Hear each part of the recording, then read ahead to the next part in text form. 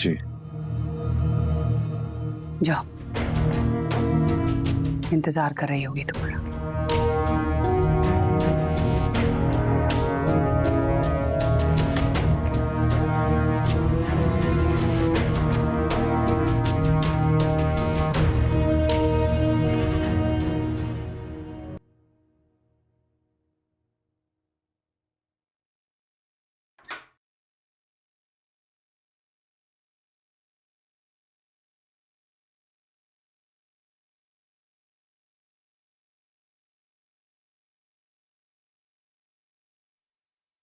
आ गए आप।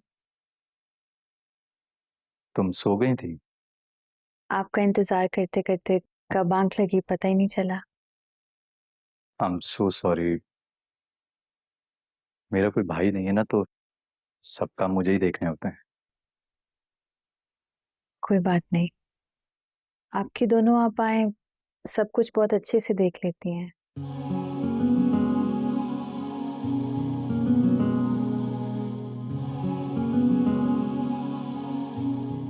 मेरी दोनों आपाएं बहुत समझदार हैं। आज मैं जो कुछ भी हूं सिर्फ उन्हीं की बदौलत हूं।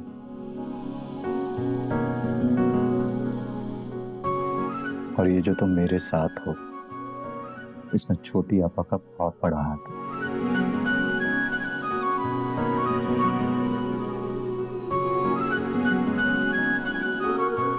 आज तुम बहुत खूबसूरत लग रही हो।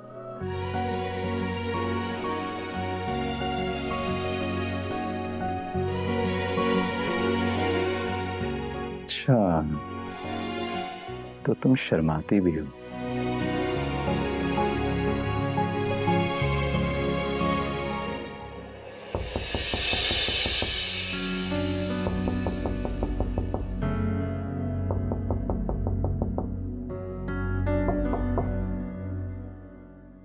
पापा की तबीयत खराब हो गई है।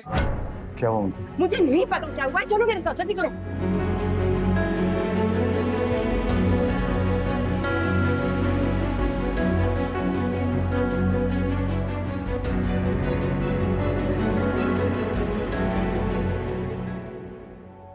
पापा, क्या हो गया आपको?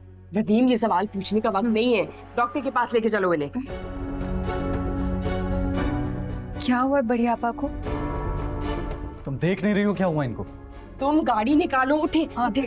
मैं दुआ को कमरे में ले जाऊंगी। चले आइए। आराम से, आराम से, आराम से, आराम से। बड़ी आप कुछ तुम टेंशन मत लो।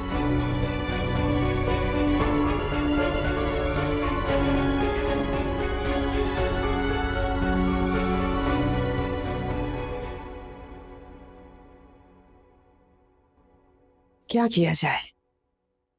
इंसान ने तो पता नहीं अपनी तरफ से क्या क्या सोच लिया होता है, लेकिन होता क्या है वो तो किसी को भी नहीं पता होता। आपा को अचानक हुआ क्या है? थोड़ी देर पहले तो बिल्कुल ठीक थी। तुम डॉक्टर जानती हो क्या? नहीं ना? तो फिर पूछ क्यों रही हो? मैं तो बस उनकी तबीयत के बारे में जानना चाह रही थी। क्या उनकी बीमारी की कोई हिस्ट्री है? अगर तुम बड़ी आपा की हिस्ट्री सुनोगी ना तो डर जाओगी। अरे, तुम तो वाकई डर गई। जानती हूँ बड़ी आपा के बीमार होने का ये वक्त तो नहीं था, पर क्या कर सकते हैं, कुछ चीजें इंसान के हाथ में नहीं होती ना। नहीं, ऐसी कोई बात नहीं है। मैं तो खुद उनके साथ हॉस्पिटल जाना चाह रही थी। सलाह करे जल्दी से ठीक हो जाए। दुआ, तुम क्यों फिक्र कर रही हो जाएगी उनकी तबीयत ठीक, बस तुम थोड़ा इंतजार करो। बल्कि मैं तो ये कहती हूँ कि कपड़े चेंज करो और अगर नींद आए तो सो जाना।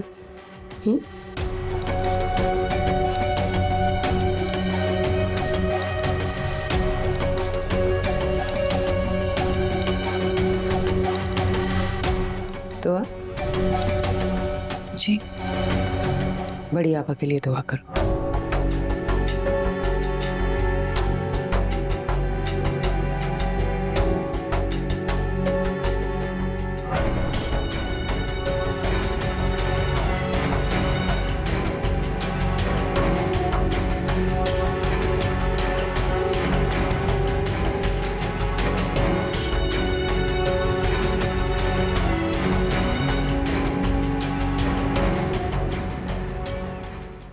वाह भाई वाह सारा, वैसे आप भी ना कमाल करती हैं।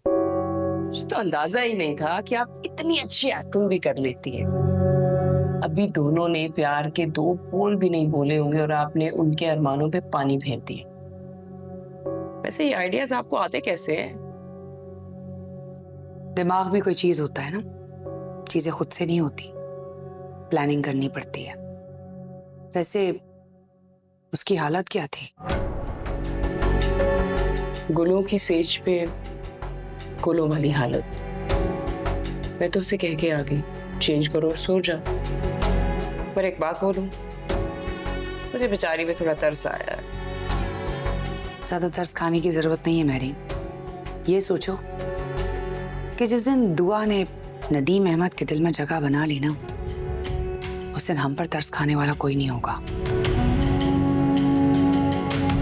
वैसे मुझे समझदार भी लगती है और सब्र वाली भी। चाहे कितना भी सब्र कर ले और चाहे कितनी भी अकल दिखा दे, लेकिन जिस दिन नदीम अहमद ने उसे कटहरे में खड़ा कर दिया ना, सारी की सारी अकल ठिकाने आ जाएगी। और जिस दिन हमारी प्लानिंग पकड़ी गई, उस दिन नदीम अहमद उसकी बजाय हमें कटहरे में लाके खड़ा करेगा। कभी आपने सोचा है? मैरीन, कटहरे में उसे खड़ा किया जाता है जिस पर इल्जाम लगता है, और जिस दिन दुआ हमारी प्लानिंग के बीच में आई ना, उस दिन नदीम अहमद हमारा वकील होगा।